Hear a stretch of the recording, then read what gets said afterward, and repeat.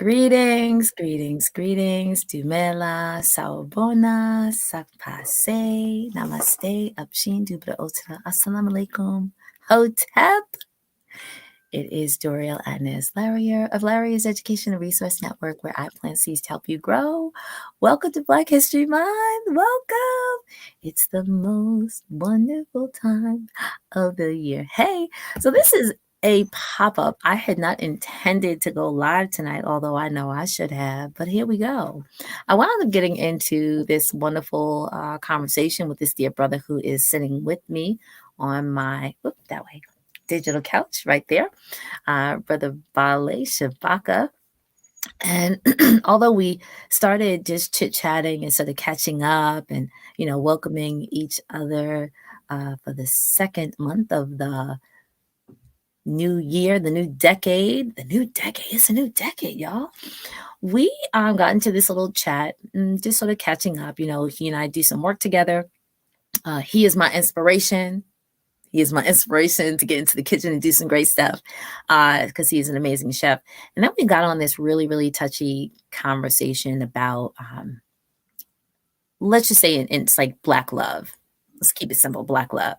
But it started with some real hard conversations. And I love to have tough conversations and I like to engage in tough conversations. So the conversation tonight simply is, what's Black love got to do with it?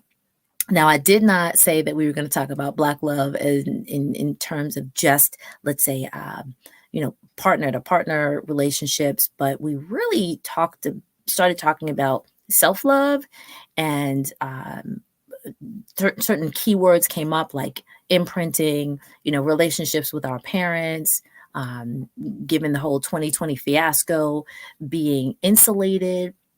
And I said, wow, like this is like it's a deep topic, and we definitely agree that there are certain deep topics that people run from. And I said, well, I'm here for it. So if you would join me, if you please would actually share this video, that would be great. If you want to pop into the conversation, that would be great as well. You can pop into the conversation by even dropping a comment or a question in the stream, and I'm going to figure out how to see it and then read the comments. But I'm going to open it up to what Bale and I were chatting about. So, and this is some deep stuff, right? I will say, those of you who know me real personally, if I ever say, hey, I need a couch moment, it's like, listen, I'm really struggling with something. I really need to process this. And I need to, I need to be on somebody's couch. Everybody needs to sit on somebody's couch, whether it's this couch of your friend, the couch of your parent, the couch of someone who is either in the spiritual health world or the wellness world or the mental health world or whatever. Everybody needs to sit on somebody's couch at some point just to process stuff. And so Bali and I were processing this topic, and I said, wow, like if there's something that's deep, like within you, that you're kind of struggling with, then if you're thinking of it, a whole lot of other people are thinking about it. And so it's a conversation about, actually, I'm not going to say it. I think, Bale, you should probably throw the topic on the table, and then let's have this diatribe like we've had for the past 30 minutes. But I really thought there would be a conversation that should be brought to, because it's the power of story, bringing it outside of your own head and outside of your like the deep recesses of your mind, will continue to heal us individually and collectively. Because the more that we keep stuff in, the more that we could be harming the people who are around us, who love us and are trying to care for us. So with that said, Bali, what was one of the top questions or things that you were talking about that I said, yeah, we need to bring this to the live stream?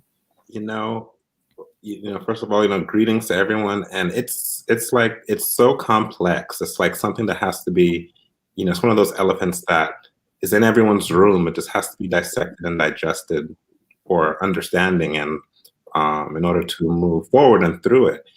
And, this is, a topic that is, close to home for myself personally, and I'm sure will be for many people in our community, because, the conversation started with, it's like, it's a snow day here in New York, and I was like, I feel cozy, but also I've been getting comfortable in my isolation, to the point where, yeah, I want to be around people. I want to be in community.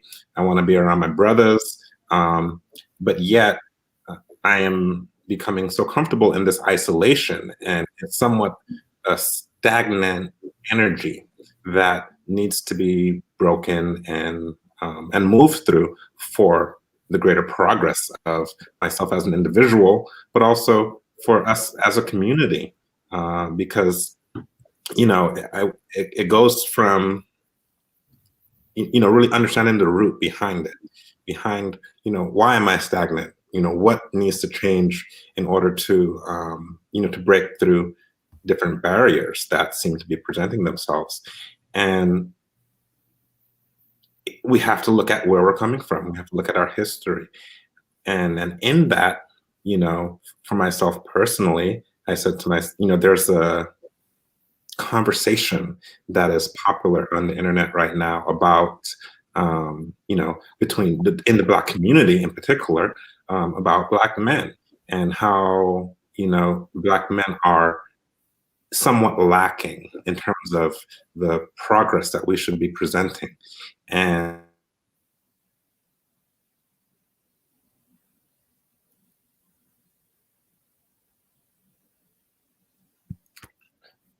holding up the house.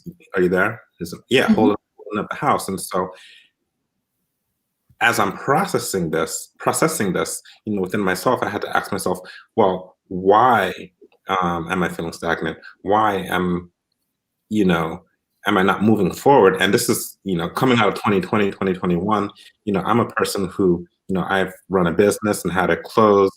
I've worked multiple, sous chef and head chef jobs between the Virgin Islands and New York. And so I know that I am capable. I know that I'm, gifted and I have much to offer, but yet I find myself in this state of this stagnation that feels like, I need to break this cycle. I need to get back into, you know, being, the man that I know that I am. And then the question came up as, well, where is this coming from? Why am I feeling this stagnation? And then in my thoughts and myself, I said, like many, I grew up in a single mother home, you know, um, which I praise my mother because she did an amazing job. She raised 10 children, you know, don't even like superwoman. She raised 10 children. Wow. And we are all most of us are all healthy, contributing adults, so that was a feat in itself. We broke the statistical barrier right there, you know but at the same time, I look at the energy and the balance between, the masculine and the feminine, or the African, the Black man and the Black woman, in this conversation that is happening very popularly on the internet right now about the lack of that is coming from the Black man. And so I take that very personally because I am a Black man, so I'm like, okay, like, what do I need to be doing? Like, I gotta be like, so first of all, it's recognizing the problem, and what is the problem, you know? So when we started talking about this, and I said, "Oh, I remember this article that I read," and if anybody out there knows this article, and now I'm flipping whether it's Essence magazine that wrote it or Ebony magazine that wrote it. But those of you who are, let's say, post 40 might recognize this. It was an article that was called, it was either Mothers or Women Raise Their Daughters and Love Their Sons. And if somebody would type that into the chat who is listening right now, and if those of you who know this article, if somebody could pull this up, because as soon as I started looking for it, I was like, let's not waste any time. Let's just hop and start talking about this. But it was about how males and females are socialized in the household, socially and culturally. And I think it's even become a little bit more prevalent during the last year, especially just because we've been home, of that socialization, and it's just becoming, I think, more prevalent, and it's pervasive, I guess is the best word. And so the conversation basically is, and I think just saying it, people are like, oh wow, man, But in a number of cultures, uh, males, no, let me start with females because I'm a female, so I can speak for myself. That females, for the most part, are reared and raised is a key word, to do what? To tend to the home, to understand finances, to understand, the nurturing of children and the raising of children. And then, thank you very much. So someone's asking, who are you? You are an amazing, amazing person, because that's going to bring voice to this conversation. And so the person who just asked me that, it actually is a person who talks about like supporting men in community, supporting brothers in community. Thank you. um, and the question of how then are males socialized, and they're socialized, and I'm also speaking as a mother of sons, that there are certain things that they'll learn.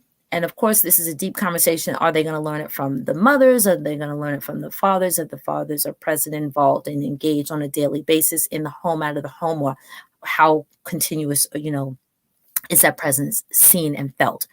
And so then this started sort of veering into imprinting, and who's doing the imprinting, and what are children being imprinted. Now, I'm an educator, so I'm also going to speak as an educator, and I see within, let's say, my digital and physical educational walls, that the socialization based on culture kind of repeats itself.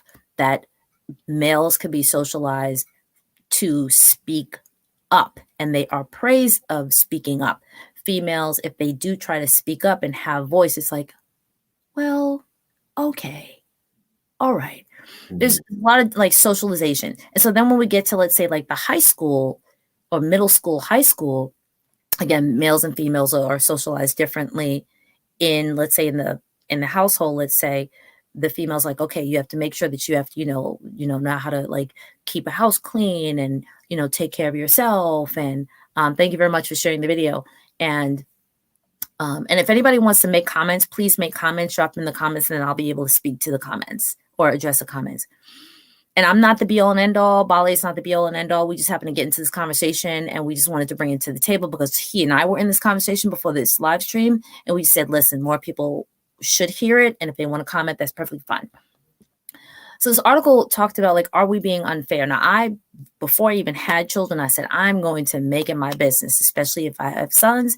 I don't want them necessarily to, like, quote unquote, wait for their female counterpart or the female partner to sort of cook for them, clean for them. No. And so I did my part. And actually, so Bali, like both of my sons, and you kind of did some work with my oldest son in terms of food prep. I think both of my sons can sort of, quote unquote, food prep me or cook me under the table at this point, which is perfectly fine because I'm doing other things. But in terms of that socialization piece and that imprinting, how does that then translate to when the brothers, let's say, start to, move on and establish their own households, their own, relationships and what have you? And what you and I were speaking about is, if there is that balance, and not just that balance of, because you mentioned accountability, girls are socialized in groups. Yes. Boys are not socialized in groups. They're socialized, unless, let's say, they were in like a Boy Scout group or like a strategic mentoring group, they're actually socialized individually. It's when they get into manhood that they have to find, and if anybody thinks differently, drop the comments, perfectly fine. They have to sort of find those relationships. And I think that's what you were talking about, how you have, either biological family or like kith and kin relationships that you're like, hey, like you said, like you were like, I need an accountability partner. I want to, talk to brothers who are like, hey, what are you doing? What are you doing? Let's sort of like You're progressive. undergird, right? Like to undergird each other so that you guys can progress together. And when I heard that, I was like, yeah, that is interesting because and there's a brother who's watching now who that's one of his part of his focus is to get brothers together to say, we have to hold each other up. And so just like you said, hey, like how is it that women are holding things together? And in my head, I'm thinking, I actually have a dual mind about that. I'm Mm. thinking we're doing what we can because if we don't, the house could fall apart. Both ships gonna sink, I know. And on the other hand, I go through the same thing that a number of females go through. Like, what is it? Why? And whereas some people may say, well, that's your decision, that's your choice. It's my choice to be whole. It is my choice to live in peace. Not to say that if I choose something else, there'll be drama. For some people, there will be. But there has to be, people have to agree that they're going to do things together and that they're on the same timeline. Absolutely. And yeah, I think that is, one of the underlying problems, in our community is that, in one hand, we're socialized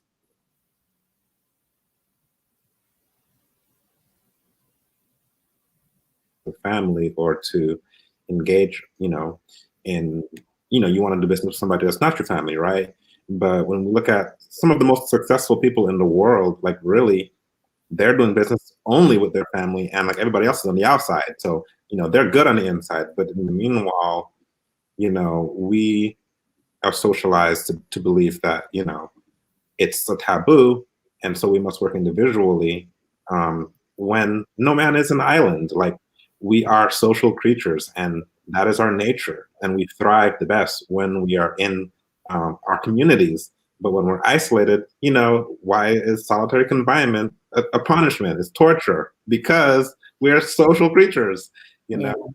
Yeah. And so, one of the things I mentioned is that, it's, I'm here in New York. I got a brother in Canada. I got one in Florida. I got one in Texas and in California. So we're so spread out, physically, and in some cases energetically. And just the thought of what we can do if we actually were able to organize ourselves, in such a way that we were supporting each other, challenging each other, and motivating each other, and Right. And that's where I sort of popped into, I guess, interjected. And I said, do you feel like you could be that person or that catalyst to just call people up? Listen, what you doing? What you working on? What you got going on? Hey, why don't we sort of like create our own, and the keyword, or not the keyword, but one of the buzzwords is like a mastermind group. Doesn't have to be all polished and whatever, but hey, let's chat with each other every 2 weeks. Check in. What you got going on? Can I help you? What am I got going on? Or let's just listen. It doesn't have to be that we're working on something, but when I threw that idea at you, I then said, again, I'll only speak for women. I don't know how it is for brothers, but I keep hearing from our brothers that it's a little touch and go because there's this level of, I got this. I'm good. I don't need anybody to lean on. That shows that I'm not strong and what have you.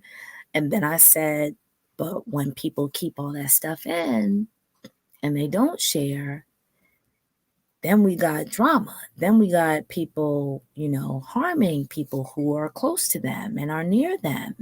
We got, the question of, and even though we kind of laughed at it, it really isn't funny, but I think we were laughing to deal with the pain. And then we get these conversations of, why you got blood on your hands? Why is there a knife in your hand? yeah, Where's the sister? Why is she on the floor? What did you do? And you're standing there like, I I don't know. So there's that moment of snapping. And we don't want to continue hearing these folks snapping. Actually, so this brings me to something that has been on the internet street for a couple of weeks. I think in the last 2 or 3 weeks, there were I'm sad to even say it, but these brutal assaults on Black women.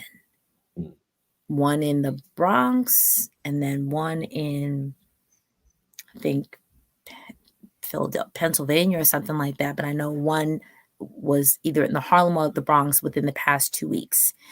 And I happen to know this just because I was listening to another sister talk about this over this weekend, who's a vlogger as well. And she said, we have to have this conversation so that more people are aware, or not just aware, like people don't know about it, because you and I talked about how it's like this thing, like, we know it's the elephant in the room, but we just don't talk about that. But the more that we don't talk about it, there are more people that can get harmed. So, not that there's any quick answers, not that there's any easy answers, but the more people that have voice, the more people that recognize that their voice can be heard, we can at least open up that, even though it may seem like a Pandora's box, I would rather not have that Pandora's box explode, but that the door gets open and that people see each other. Like right now, I'm attempting to demonstrate that I see you. So at the beginning of our conversation, and folks, for those who are just popping on, this is Brother Bale, who's just a good brother that I've come across in the past couple of, maybe like what, we met like 3-4 years ago. Yeah. And Brother Bale is like kin relationship to me now, because we're part of the same small community. And I sort of just took a very interesting interest in him because I think he's so skilled and he's so powerful. And as we were talking and I was, just trying to like encourage him, he started sharing over the past couple of weeks and months as I've been like supporting him and some other people. And I just started to notice in this conversation this afternoon, I was like, there's a little different lilt in his voice. And I was like, let's sort of chat about that and what's going on. And so we were talking about isolation, and probably not just physical isolation, but maybe like emotional isolation. And then I just said, hey, you know what? It's my favorite month, Black History Month. It's all about, let's say, it's about self-love and about love for people and love for family and identification with family, and then identification of community and building community, like all those things. Let's talk about it. So that's why we're here. So when you started like just talking about, again, like the whole isolation part, and I said, wow, there are people who live it and they don't say anything. And when you live it and you don't say anything, it's going to come out at some point. Yeah, it's true. It's going to come out somewhere, somehow. And it's better that it comes out and at least people see each other, not just one of these numbers. Give the head nod, but they stop and say, hey, let's go get some tea. It's true. Even though we got to stand outside in the cold, but We're doing it on live stream now, right? Right. We're actually, so listen, you know what I say, like, this is the digital couch. We on the digital couch right now. Anybody want to sit on the couch? No problem. Like we're literally like, and Bale, you said to me before we got on live, you said like some of the stuff that you wear on your sleeve. Yeah. Yeah, like, and I said it because I know that there are those of us who will be like, my past is my past. So I am trying to like talk about that. I am trying to engage that. I just want to move forward and be successful. However, regardless of whether we talk about it or not, we carry these things with us, which were imprinted upon us. Right.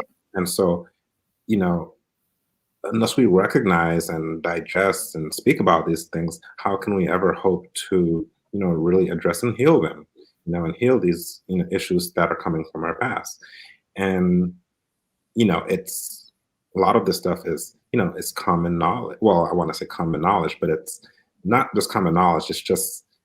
It's so prevalent in our communities that it's almost like yeah, like I'm a black guy. I was raised by a single mom, so it's so common that it's like, I just want to shove it under the rug and not talk about it. But the reality is, whether I talk about it or not, the life I live is impacted by it, and so Right. And so let me just throw in this comment that the sister who I was listening to, she said, we have to stop normalizing.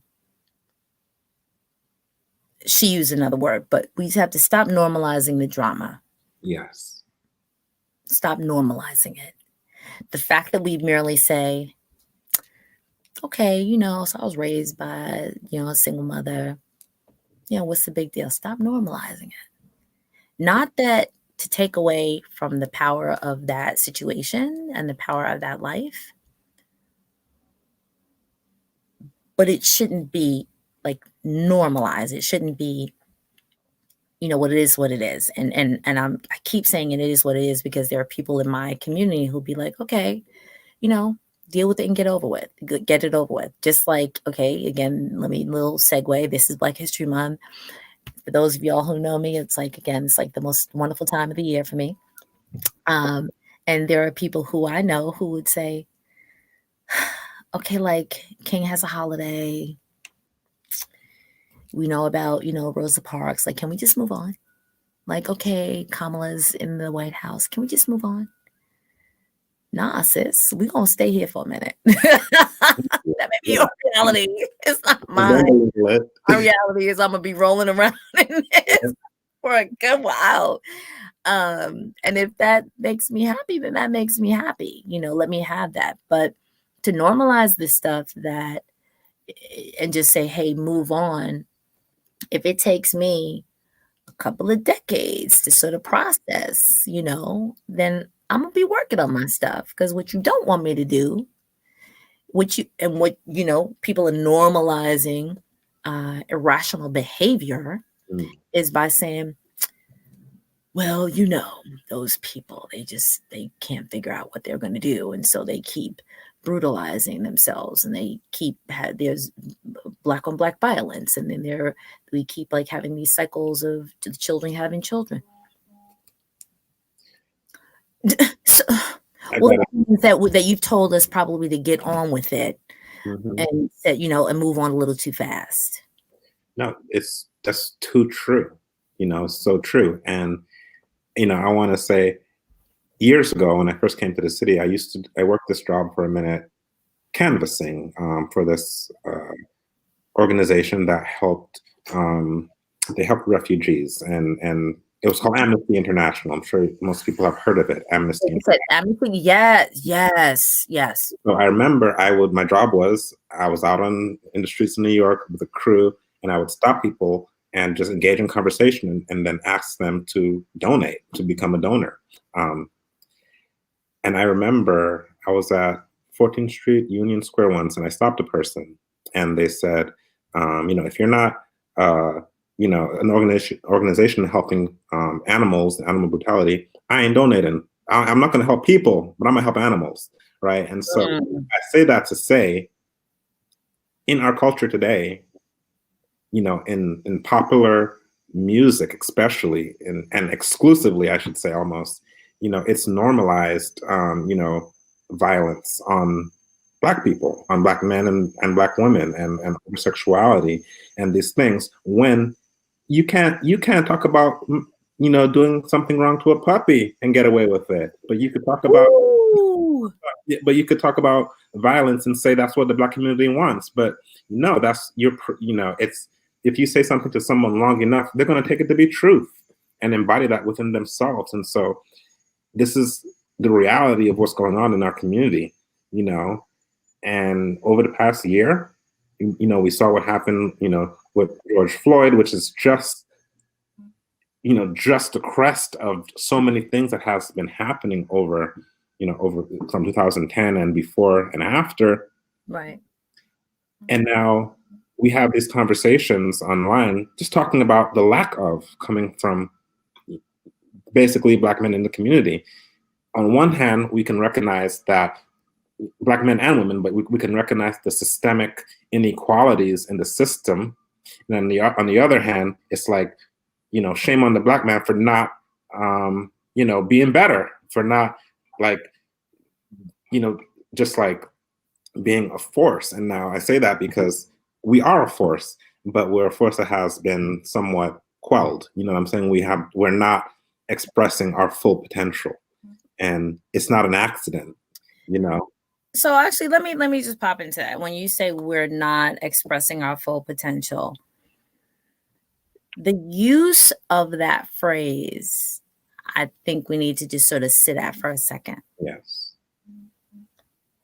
And I lovingly say, let's marinate on that for a minute. We are, and I'm literally going to break this down grammatically.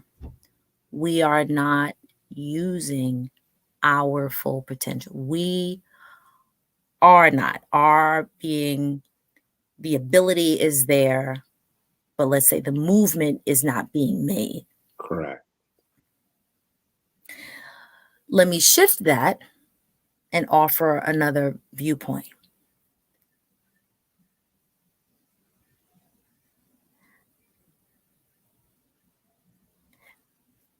As a result of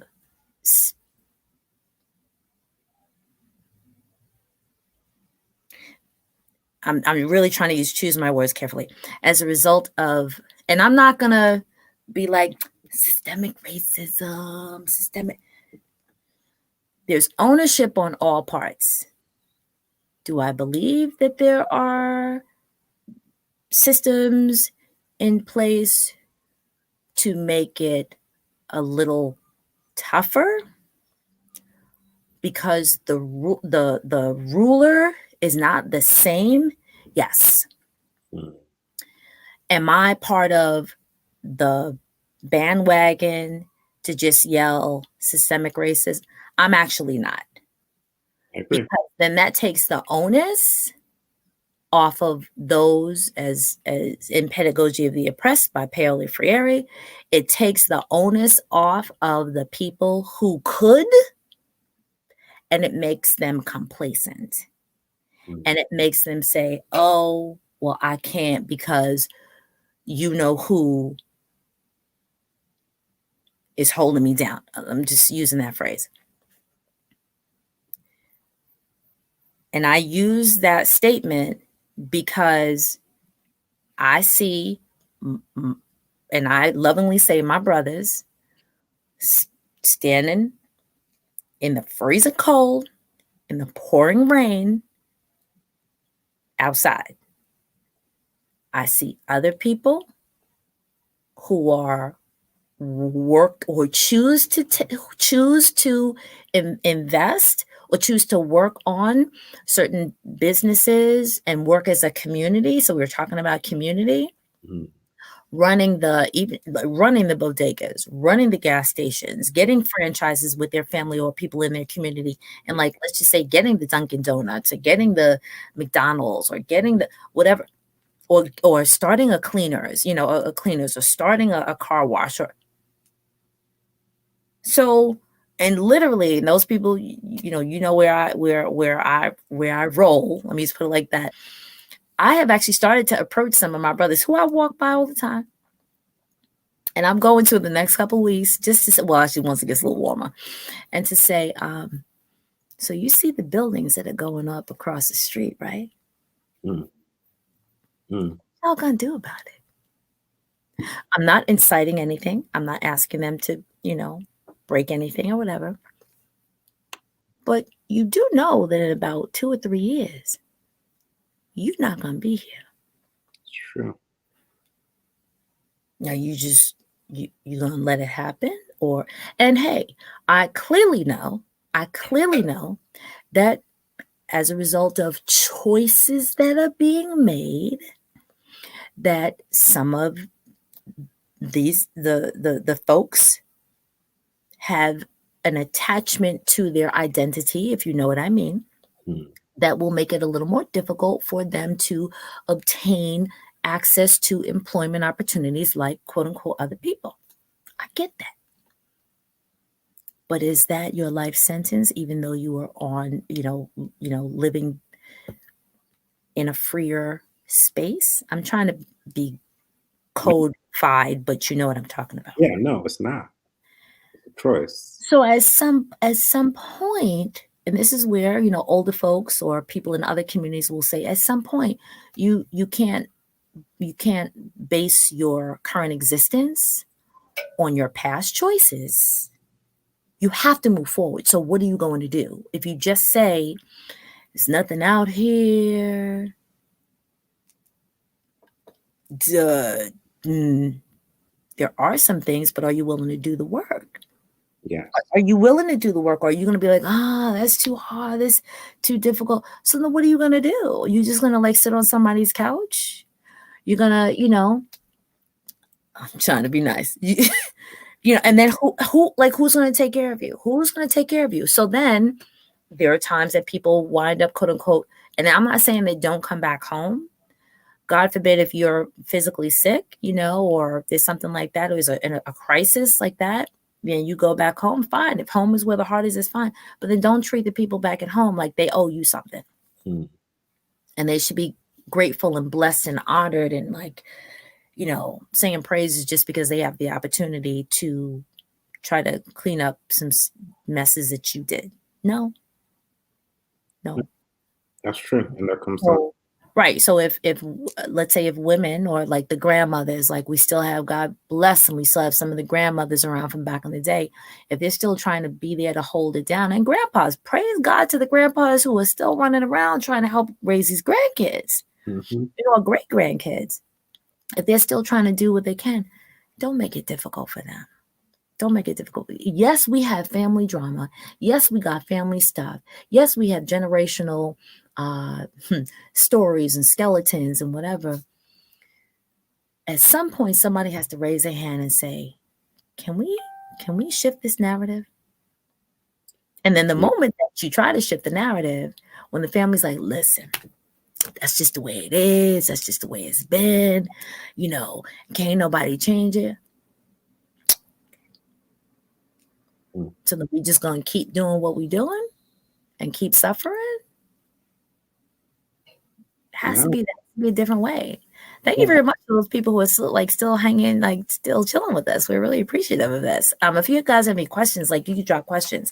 I think I can see it on another device. But if you guys want to ask any questions or make any statements, I'll check the other profiles that were on another device and I'll throw it into the conversation. Again, if you have questions or comments, please drop them and share it if you'd like. But again, we just wanted to bring this conversation that he and I were having privately. Prior to this conversation, I was like, wow, what? Other people have to hear it. I actually had a different series ready for February, Black History Month, African Heritage Month. But if we don't start with who we are, and this is just another level of the conversation with two individual people who happen to just be chewing the fat. And I just said, hey, let's bring it to a public forum because I know other people, probably have the same conversation. So I don't want this entire conversation to be like, oh my gosh, it's a Debbie Downer. It isn't. It's not a Debbie Downer. It's let's take the Band-Aid off. Now what? Yes. Yeah. Right.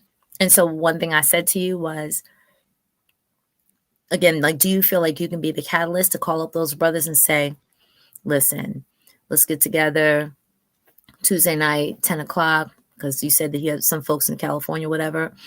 I just need to check in with you. Do we, and I'm speaking to the community, I'm speaking to all of the people who are watching. Again, women are easy. It's easier for women to do this. It's a little bit tougher because of socialization for brothers to do this, to have to hold brothers accountable or not. And it's just are you doing? But hey, brother, how you doing? What's, what do you got going on? Right. How are you feeling? Do you have a goal? What is that goal? How can I support you in that goal? How can I, even though you're on one part of the continent and I'm on another, how can I see you? Yeah. How can I see you?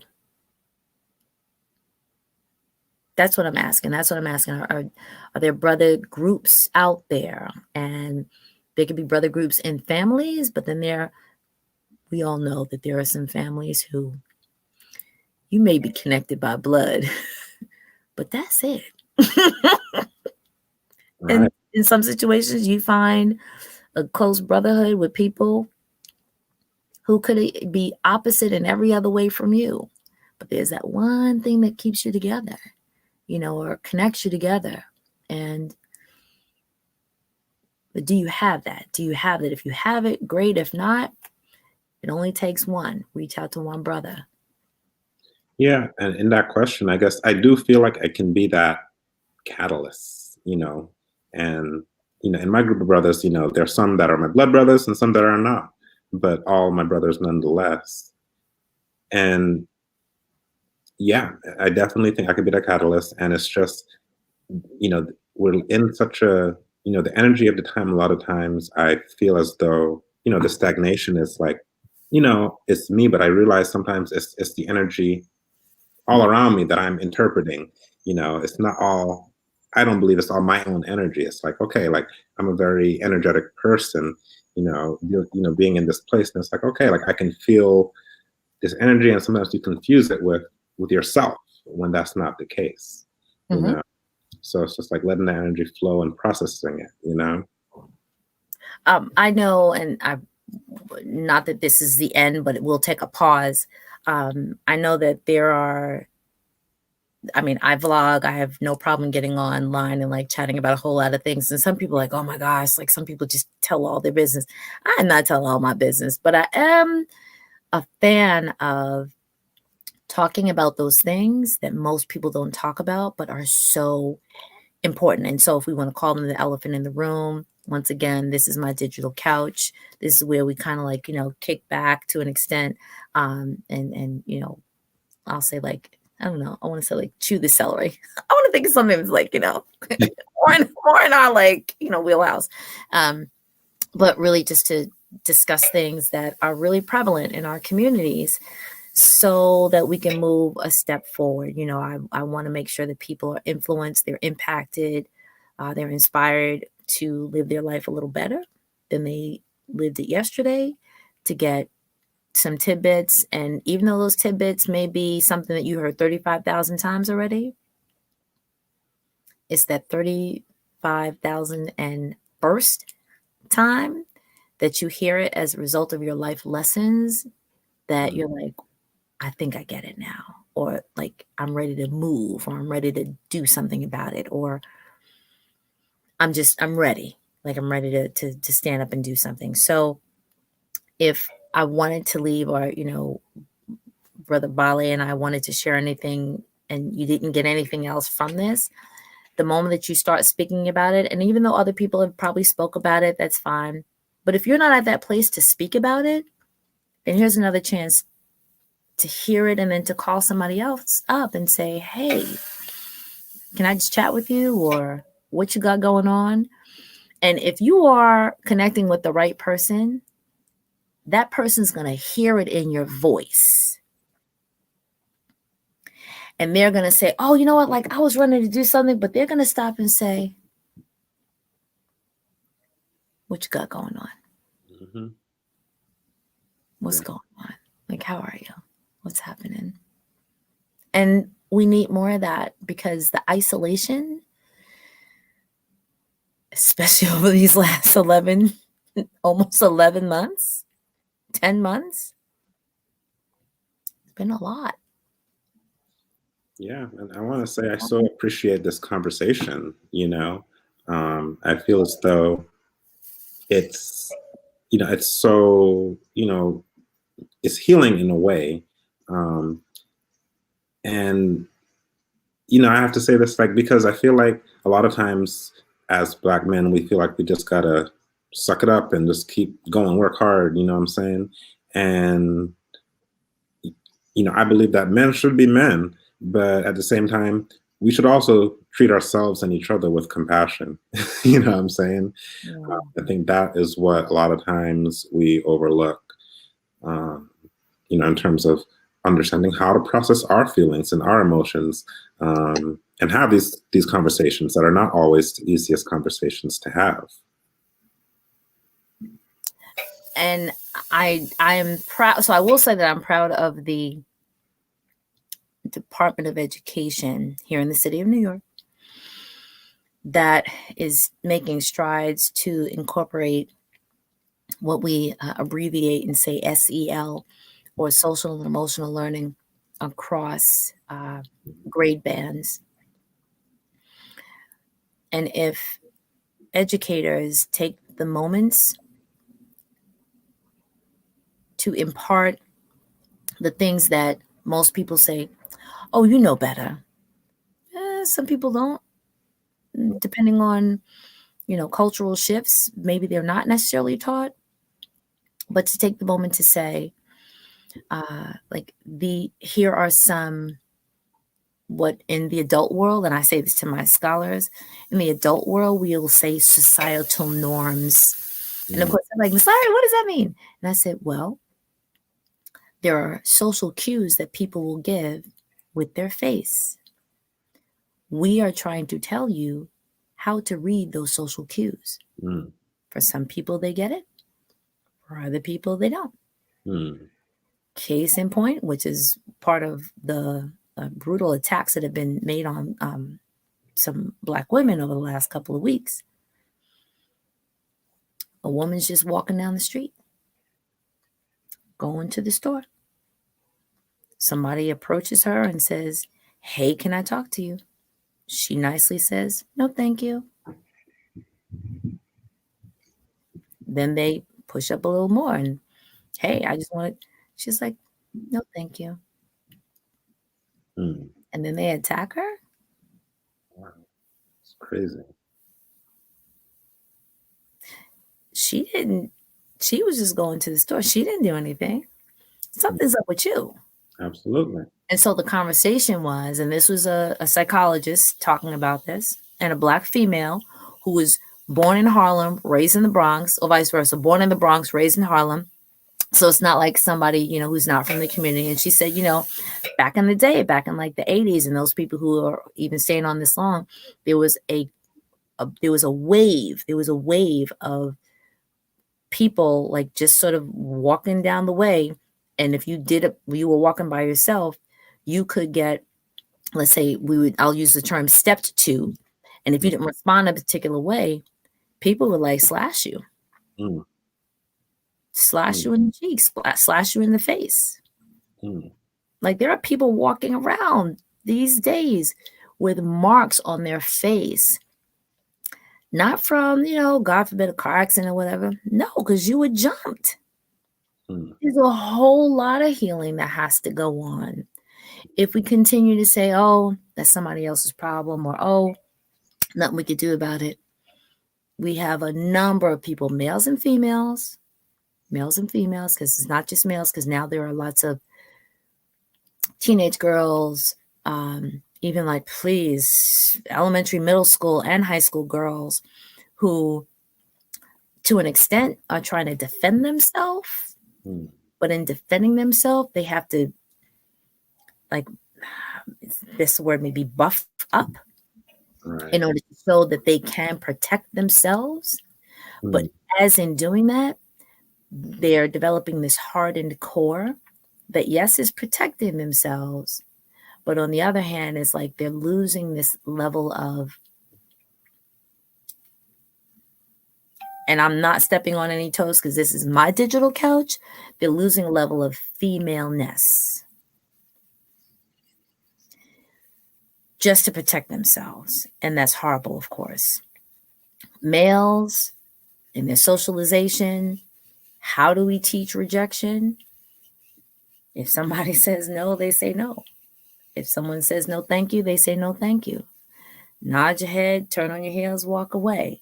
You're not, losing any points with your guys because you didn't, quote unquote, get the response from the female. Come on. I mean, and if it has to be said 3,000 times, if that were your sister. You said that was your sister. If that were your auntie. Yeah. If that were your, your little female cousin. You want somebody doing that to them? If that's your mother who just happens to be walking along, you want somebody doing that to them? How we can't normalize that. We No, can't normalize that. we have to treat every woman like our mother and or our sister. You know what I'm saying? Because that's Well, reality. right. But we have to even unpack that. And Mm, I'm not going to spend too much long on that. Some people, some young males, based on what happened in their imprinting. So remember, we were talking about imprinting. mm, Based on their relationship with the mother growing up, prayerfully they have a healthy relationship. Because if they don't, doesn't matter if it's my mother or not. right. Right? That's the honest truth. If you did not have a healthy relationship with your mother, because whatever that mother was going through, if it was the impact of another person in her life that made her self love, not self love, and so she then took it out on her children,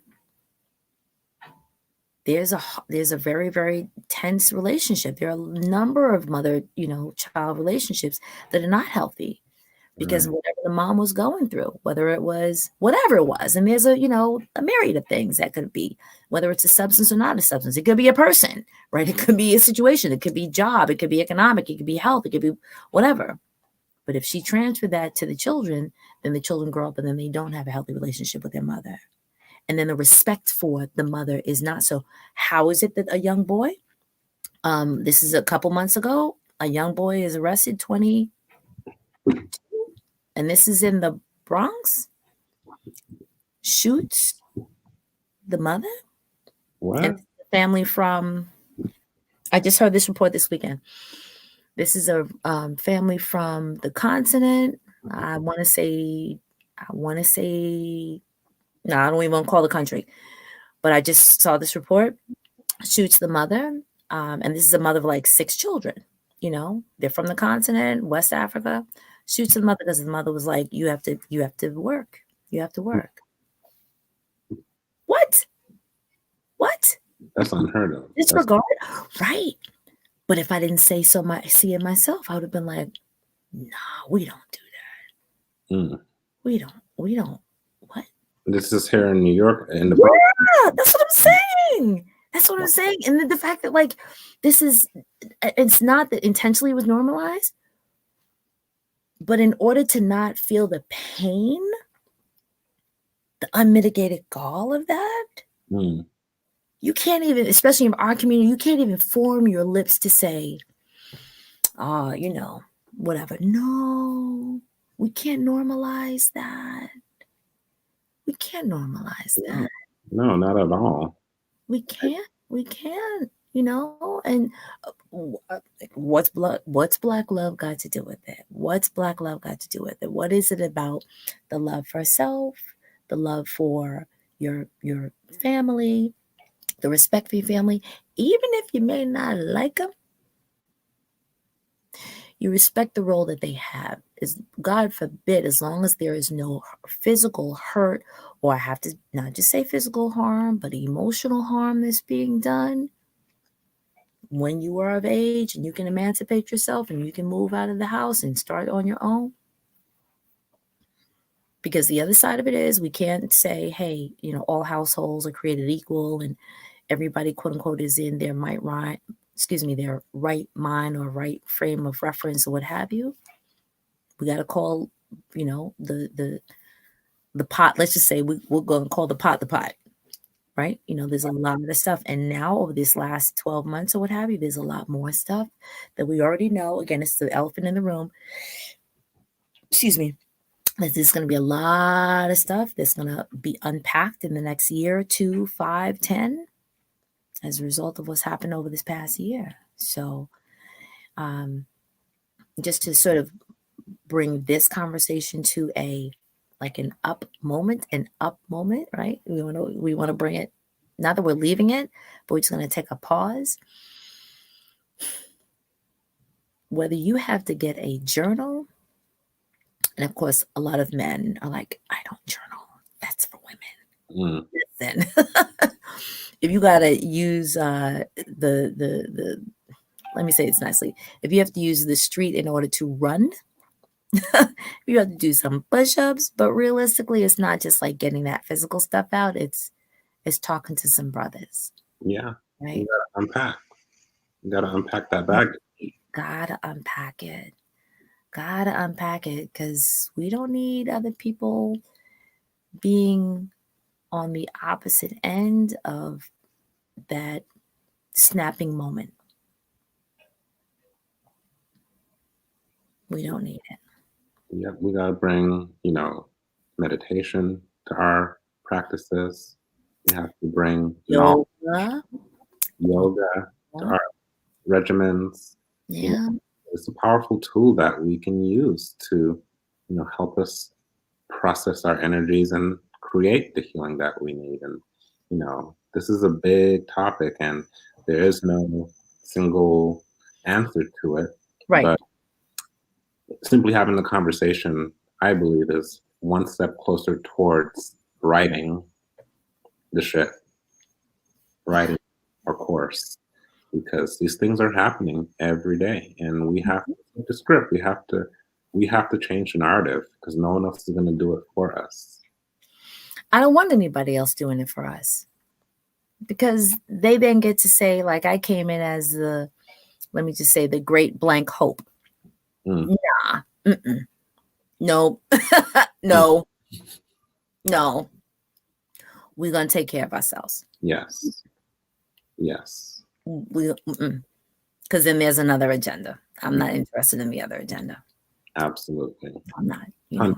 So whether or not you go to a church, a mosque, a temple, you go sit out in nature somewhere, you do some deep breathing. Of course, people have heard this time after time after time, but if we are still not treating each other with love and compassion and just pausing for a moment and just saying, hey, I Mm, see mm, we still got work to do, you know? So people say that a lot, if you need to stay up later than other people in your home and take that deep breath, make yourself some tea, take that walk, or get up early in the morning and do some deep breathing. Do mm, it because we don't need other people to get yelled at. We don't need other people to have to throw hands. We don't need other people to get screamed at, cursed at. We don't need our babies to get screamed at and cursed at. mm. We don't need it because it's gonna backfire. Yeah, and Gonna backfire. one thing I want to mention is there's one of the many books that I read is called the Kabbalion. And it's Yeah. familiar with it? Yeah. Yeah, of course you are. And it's about the hermetic principles, basically of the universe and of creation. And every now and then, I've read the book cover to cover, but every now and then I'll just open it up and see what knowledge I need to reabsorb again. And one of the principles is the principle of polarity. You Mm-hmm. know, and it states, and I'm just gonna give it to you like verbatim from like a little Sure. nutshell here, and it's everything is dual, Mm-hmm. everything has poles, everything has its pair of opposites, like and unlike are the same. Opposites are identical in nature, but different in degree. Extremes meet. All truths are but half truths. All paradoxes may be reconciled. Now, that's just like in a nutshell, the principle. And the idea of this understanding is that, and it comes to this transmutation. And what transmutation means is that, for example, you have hot and cold. Now, at what point does cold become hot and hot become cold? You can't say. Why'd you have me like stop and like think? I mean, based on our Okay. temperature now, and then so you have hot, cold, you have high, low, you have east, west. And so the basis of this principle and understanding is that you can transmutate or change certain states or attributes to another. Like you can't change hot to up or down, but you can change hot to cold. Okay, right. You can't change love to east or west, but you can change love to hate and hate to love. And so the things that are on the same scale can be changed to the, its opposite. Okay. The same with us as human beings. You have, you know, there's many analogies that we can use, but you have man, woman, you have positive pole of energy, negative pole of energy. Negative is not bad, negative is receiving end of energy, and so it's just an idea of how we can start to shift, how we can, change one energy to another that's more beneficial. And it just came up in my thought because I think I do ponder these things a lot, you know what I'm saying? And I combine it with different knowledge that I'm aware of, and I like to make analogies to help understand things. And I feel like this is a principle that can lend to everyone's understanding of energy and how we can shift things, you know? So if y'all didn't know that we're getting like a philosophy lesson tonight, philosophy 101, according to Bale. No, I mean, but I'm all for it. Like I'm all for it because there are moments that, and for those who actually have like deep conversations with me, this is like one of my moments. And just like, Dura, like, why? Because there's so many questions that I just think are not answered by regular folks. Now, if y'all want to keep skirting around things, well, that's fine. But I need to have answers for some stuff. Whether it doesn't have to be the answer, but give me an answer. And most people like don't go deeper about a whole lot of stuff. But my true friends go with me toe to toe until I'm okay. Well, I think a good conversation should leave more questions. Right. Should leave more questions. I mean, we want answers too, but if you're not asking the right questions, you're not going to get the right answers. Or at least get answers that make you say, okay. At least say like, okay for now. Yeah. So we have like hit our mark and then some. Wow. I didn't even realize we're at an hour. Wow. It did not feel like an hour. It didn't. That's because it's good conversations with good people, good energy. High five in the camera. I love it. I love it. I love it. Those people who actually sort of popped in, if you want to sort of just like check back and say like, Daryl, what was this all about? You can actually like skip through the video, no problem, just to sort of get some high points. This was a moment of like catharsis. I'll use that word. I love using that word. Like, let's say, breaking rocky ground. And it started out as a pre-chat before this. Here and I were just sort of like, I guess, like chewing the celery. And then I said, hey, like, why don't we just sort of bring this to an actual conversation for people to hear? So I'm really excited actually to sort of like see the comments, because I'm actually on 3 different channels at this point. So it's going to show up in a number of different places. But if people actually had conversations or questions, again, it started about like isolation and feeling like the focus really was on brothers like reaching out and developing community, but also as community, as a people, and how do we take the love for ourselves, and then in the Black community, because that's the focus in the Black community, and then like try to heal one step at a time, one word at a time, one conversation at a time. How do you see it? You can't see other people before you see yourself. And if you're going to see yourself, then you have to see yourself in the totality of yourself. That means you are not, quote unquote, the island unto yourself, but you come from parents. The parents' imprinting of you make you the person that you are. The good, let's just say the good, the gooder, and the best, right? And we're not going to say the good, bad, and ugly, but the good, the gooder, and the best. And the way I said it, the good, the better, and the best, right? How does your community and your friendships, how do they impact and influence you to be the you who you are right now? How does that love and respect for the family, for yourself, for your community, then translate to how you're going to treat people that are around you? Mm. Is that treatment going to keep you insular? Is it going to keep you in that cocoon?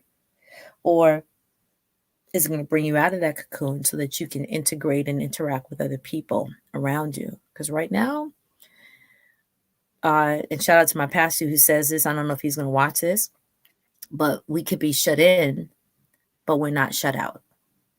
Yes. Some people are shut in physically because of this whole thing, but then they choose to shut themselves out.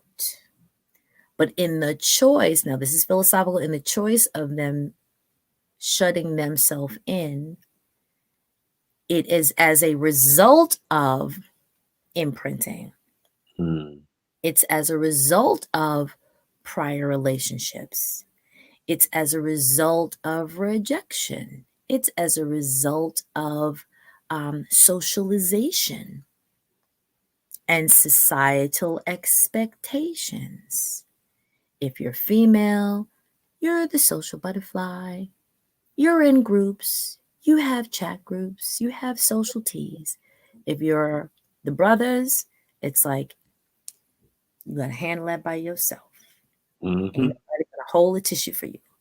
But right now we're saying brothers need love too. Yes. And I'm not talking about brothers need love from the sisters. That's not this conversation. Brothers Correct. need to love each other. Yes. They need to respect each other. They need to come to each other's aid. In my mind, first, that's in my mind. They need to embrace each other. Because then when you have the brothers or the sisters trying to help the brothers, then you get into this like, it doesn't matter how it starts off with, but it somehow goes through this mother figure with the son figure, even though Mm. it could be a male and female relationship.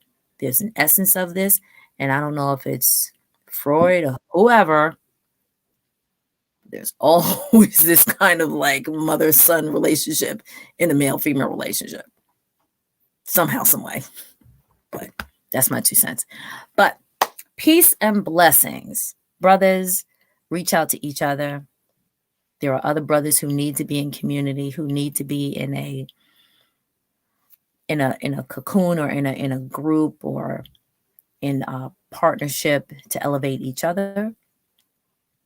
Um, if you already have that group, maybe look right outside your group or look, to your left or your right and to see if is there another brother who actually needs to come on in. Because we got to take care of each other. We have to. Brothers, heal yourselves so that we can heal ourselves as a community. I love you all. Ashe. Ashe. I love you all. Peace and blessings. So, if anybody wants to again follow Brother Bale, he is an amazing chef and he does some amazing yoga. I can only watch. I'm not there yet. I'm not there yet, but one day I might be. One day I might be. But please follow him and come on back because next week we'll be. We're gonna have to stay on this topic. Maybe with someone else. Maybe you'll come back, but the floor is always the digital couch is always open for good conversations. To all, again, peace and blessings. Thank you very much for joining us on the digital couch tonight. This was our Power of Story Monday night episode. So to all of my fans everywhere who's going to see this, I love you all. And please remember that it takes one story to be told by you that will inspire, impact, and influence somebody else's life to live it better than they did yesterday. On that note, good night. Ashe. Peace. Bye. Ashe.